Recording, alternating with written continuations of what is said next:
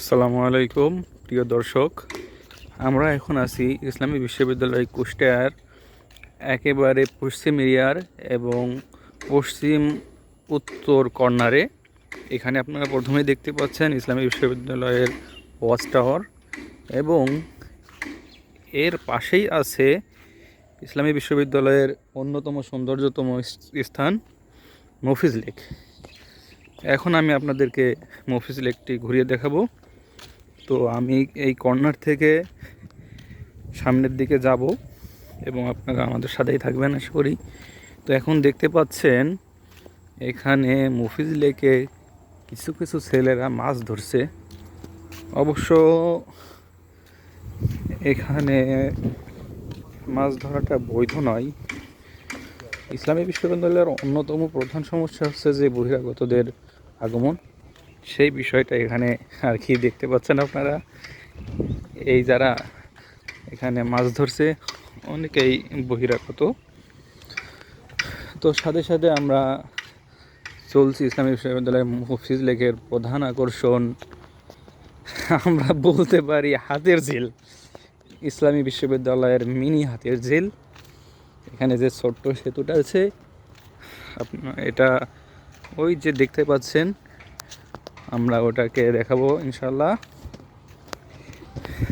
এখানে কার্যক্রম চলমান ইসলামী বিশ্ববিদ্যালয়ের সৌন্দর্য বর্ধনের জন্য। এখানে একটি কৃষ্ণচূড়া ফুল গাছও দেখতে পাচ্ছেন আপনারা। তো মফিজ লেক একেবারে ইসলামী বিশ্ববিদ্যালয়ের সীমানার পশ্চিম প্রান্তে অবস্থিত। এ পাশেই আছে সীমানা প্রাচীর এবং সীমানা প্রাচীরের পাশে আপনারা দেখতে পাচ্ছেন কলা বাগান। এই কুষ্টিয়া এবং ঝিনাইদহ জেলা হচ্ছে কলা উৎপাদনের জন্য অন্যতম দুইটি জেলা। এখানে প্রচুর পরিমাণে কলার চাষ হয়, সেটা আপনারা এখান থেকেই দেখতে পাচ্ছেন। এই পশ্চিম প্রান্ত জুড়েই কলার চাষ হয়েছে। তো আমরা প্রায় মফিজ লেকের কাছে চলে এসেছি। এখানে ইসলামী বিশ্ববিদ্যালয়ের ভিতরে বিভিন্ন জায়গায় প্রচুর পরিমাণে ঘাস হয়। এই যে একজন মামা দেখতে পাচ্ছেন, উনি এখান থেকে গরুর জন্য কাঁচা ঘাস সংগ্রহ করছে এবং এখন রেস্ট নিচ্ছে। ইসলামী বিশ্ববিদ্যালয় এখানের স্থানীয় মানুষের জন্য অন্যতম আশীর্বাদ। ইসলামী বিশ্ববিদ্যালয়কে কেন্দ্র করেই এখানে শেখপাড়া বাজার একটি বড় বাজারে পরিণত হয়েছে এবং এলাকার মানুষের কর্মসংস্থান হয়েছে অনেক বেশি। তো দেখতে দেখতে আপনারা এখন দেখতে পাচ্ছেন মফিজ লেক এবং সেই আকর্ষিত হাতির ঝিলের মিনি হাতির ঝিল। এখানে আপনারা সেতুটা দেখতে পাচ্ছেন, সেতুতে দু একজন স্টুডেন্টও আছে, তারা ছবি তুলছে মিনি হাতির ঝিলে। এবং এই পাশেই একটি একাডেমিক ভবন হচ্ছে বহুতল। একাডেমিক ভবনের কার্যক্রম চলমান। তো আপনারা এখন মূল আকর্ষিত হাতির ঝিলকেই দেখতে পাচ্ছেন। আমি আপনাদেরকে এখন হাতির ঝিলে উঠে অবশ্যই দুই পাশের প্রান্তটি দেখাবো।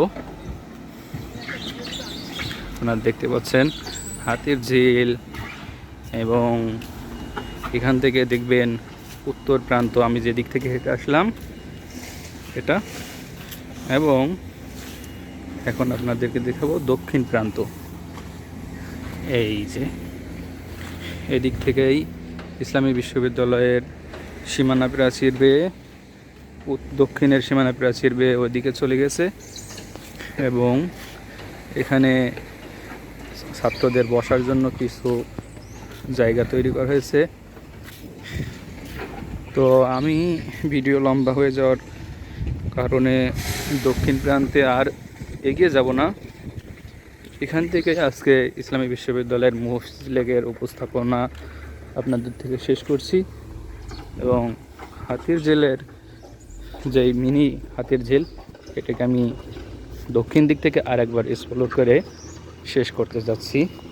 তো আপনারা এখান থেকে হাতির ঝিলের প্রকৃত সৌন্দর্যটা উপভোগ করবেন।